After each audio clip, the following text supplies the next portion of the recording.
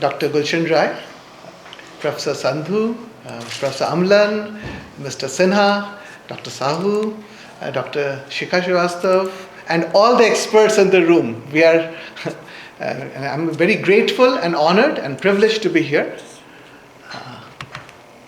And I have prepared for a 10-minute presentation, and I will be asking one or two uncomfortable questions. And the title is Securing the Digital Future. Looks ominous. Let's see how it goes. I'll start with something very different. And the idea is to raise some uncomfortable questions. So the whole idea about digital trust is the perspective which I was hoping for this word to pop up from the other experts today. And let me start with here. Trust is the new oil. And we have to change our lens going forward. We have been talking about cybersecurity for a long time, and my next 3 slides are going to be the increasing interest and importance of this digital trust. Okay? And I will speak about it from the profitability perspective. Somebody measured so much of money is involved, so many losses are happening, right? Risk. Question is, we have to not take a negative perspective, but can we take a positive perspective? So, I will just mention about approach to earning digital trust. So, that is our operative word. Approach to reversing digital trust deficit. That means it exists and there is a deficit. And also to measure it, because how else will we talk about increasing or decreasing something if we can't measure it? So this is the new perspective I'll delve on for 2 minutes. 3 important aspects: security and reliability, which is the cornerstone; accountability, so it's now becoming a shared responsibility; and ethical and responsible use. This is also becoming very, very important. So if you look at the different perspectives in terms of privacy, accountability, auditability, we will have to now look at this circle of digital trust. These are the aspects we need to follow. And everything else we discuss and all the experts discuss today must fit into parts of this cogs of the wheel. Now here comes the balance. And this is the first uncomfortable question that I'm asking. A lot of experts mentioned about compliance. Mr. Sahu mentioned, Dr. Gulshan Rai mentioned. Compliance, the tone is negative today. Oh, there is something that we have to comply with. Somebody is forcing us to comply with. Can we change the perspective and link it to a strategic ambition? I will comply not because a fine will be imposed on me. I will comply because it dovetails with my strategic ambition of my company. That's perspective number 1. Number 2 is, we're always talking about, hey, if I comply, I'll reduce my risk. Great. So if I don't comply, the risks will be higher, losses will be there. No. Can we now say risk reduction is being done to enable the business? I'm looking at a customer. My customer will come back to me if I have a stronger risk mitigation in place. And then, again, the same complaint. I have to hire this CISO, do this homework, get this document together, cost.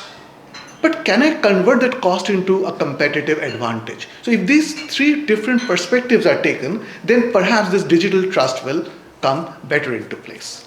Shifting gears now, right? Moving on to the other kinds of slightly technical, but again uncomfortable questions. Cloud security. Some of the speakers mentioned in passing cloud security, and I was talking to Dr. Biswajit from Amazon earlier today. Now, cloud security has to become a shared responsibility. And the only solution which is obvious and has been going on for some time is increased automation. There's no other way to solve it.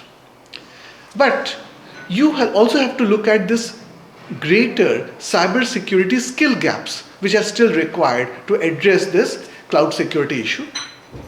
And of course, automation will help with this foursome: prevention, detection, investigation, and response. So automation is the key moving forward. That's the whole idea about the symposium. But please understand, things are changing. What happened recently for the last 2 years? This cryptocurrency craze waned. A lot of this cloud resources were being used by hackers to mine cryptocurrency. So what will they do? The craze has gone. The crypto jackers have not. So what will they do? They'll use the resource to do active attacks. So the active attacks are increasing. Imagine, because the cryptocurrency's trend weakened. And then the other important trend that is coming up is the credentials were earlier stolen and monetized. Now they're stealing credentials from the cloud, but using it to mount sophisticated attack. So this is a ripple effect, this is a new change of trend that we are seeing in cloud security. Moving ahead, some of us experts mentioned about AI, ML so now the positive way to look at it is how effective is artificial intelligence in helping us detect and correct vulnerabilities. That's the question. So if you look at there was a recent survey paper which looked at all the research papers published in the past 4.5 years, and there were 200 plus papers which were published on detection and automatic correction of defects in source code. That's the big place. It's not humanly possible. AI has to help us there. Now, the papers were categorized into 2 categories. So the semantic syntactic defects were caught and corrected very well by AI. AI was good. It succeeded. But AI could only detect but not correct the vulnerabilities, which is our point of discussion. So we have a lot of way to go, and we should see some nice action happening in the next 3-4 years on automated vulnerability detection and correction. The second point is most of the papers focused on C, C++, Java kind of things. But like Amlan mentioned, hardware security, whole sitting duck, right? We have to kind of get AI ML to look at vulnerability detection in hardware security and other side channel attacks and things like that. And the commonly used tools were RNN and CNNs. Another very interesting thing I came about this month only, this White House kind of published this AI Bill of Rights, right? Where they said, look, you have now a Bill of Rights, right? Look at the jargon, and that is the sense we're trying to give to people to increase their security, to increase their confidence, right? So the Bill of Rights, AI, says that you will have protection from abusive data practices. And how? Via built-in protections, Bill of Rights, right? And you will not have any violations in terms of this automated design choices, nudges, automated check-marked default options, which will force you to say, I agree, and then again, your whole privacy business goes out of the window. Whenever we download an app, bullet number, point number 2, we agree to everything. Privacy, location, everything goes out of the window. We knowingly do it. Bill of Rights will protect you. And the Bill of Rights further goes on saying, respect your decision, how you collect the data. Look, we know this problem, but nobody is doing really giving me a choice of how data about me is collected and then used, right? So interesting, I saw this month only they have come up with this Bill of Rights. Then comes the big question of ethics. AI ethics. Big time, now ethics in cybersecurity. We talk about it implicitly. Time has come to talk about it explicitly. Otherwise, the digital trust will never go beyond this thing. So privacy, of course, there's a whole leaks, breaches, misuse data. All of that has to be addressed. Then AI, as Dr. Gulshan Rai also mentioned, is going to get into everything now. It has already gotten into it, governs our life.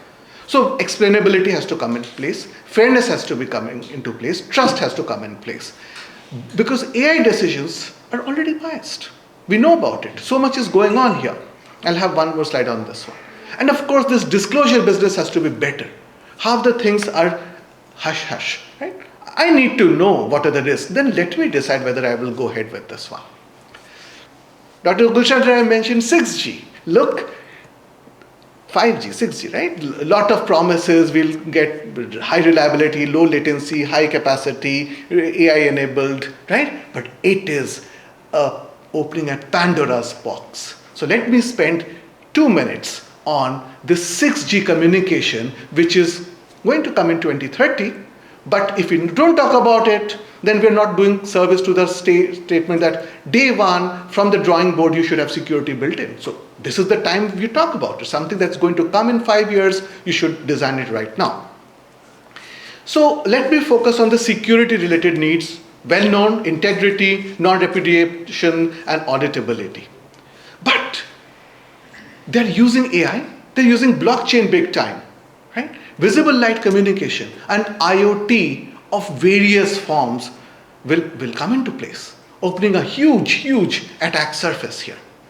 So all the known attacks on the AI system, poisonous attacks, evasion attacks, and of course infrastructural attacks on AI, opens up big time. Blockchain, again, all of this integrity ledger vulnerability, privacy leakages, the other kinds of attacks, all of this we have to be very aware of this one. The other big elephant in the room is this quantum. And now I'll just focus not on the general quantum cryptography or post-quantum cryptography, but this quantum Internet of Things, which is gaining currency. So many IIIE conferences are now having special sessions on quantum Internet of Things. And I will only mention because I only have 10 minutes, of which maybe a couple of minutes are left, emerging topics in this quantum Internet of Things, which will kind of form a part of our lives, including quantum sensings, right? Quantum sensing in terms of, your magnetic field, your electric field that you're generating, your motion, everything will be kind of used about you. What kind of privacy are we going to talk about? Protocols, right? Integration between classical and quantum, and so on and so forth. Now, last few slides. Where are we going? And what are the new challenges? What are the next set of uncomfortable questions that we need to ask? For that, first we need to know that data generation, and that's where the problem of security coming in, is going to change the way we're going to generate the data. So next 5 slides, and I'm going to talk about ways of, we don't even know how data is being generated today. Okay, it's not just taking selfie, downloading a video, sending your things, internet games, my healthcare data from my smartwatch. Those are known. They are known for 5 years, for the next 5 years. So where are we going to it? So first is Internet of Senses. Somebody talked about digital humanity, right? But it's video, audio is parts. Okay? So this visual experiences, spatial, tactile, sensory, can we have now an Internet of Senses? I'm feeling low. I'm wearing a coat which gives me a hug, which somebody else has sent me. These are the things which we are going to do. But somebody is going to intercept. This is just an example, but this is the new kind of data we are going to generate today. The other thing is wireless and recycling of wireless. Today, wireless is not only being used to send information, it's also used to sense information. Humans are the biggest nodes of Internet of Things kind of a thing. We're generating too much information, both sensing and sending. Please understand. Energy harvesting is another big thing where we are going to, generate data and use it. Intelligent surfaces. That's another big leap. It's in the labs yet, but the amount of information we are going to generate, because surfaces will be intelligent. This room is not today participating in my communication, but look at the wall surface I have. I can use these as intelligent surface to help me transmit information. Not there, but people are working on it. Imagine the attack surface will open up for this one. The other is, communication is not just bits. Today it is bits. Tomorrow it will be meaning. In fact, that's where we missed the boat when we became humans to robots. We're sending bits, But what we need to send is the meaning, and that's called semantic communication.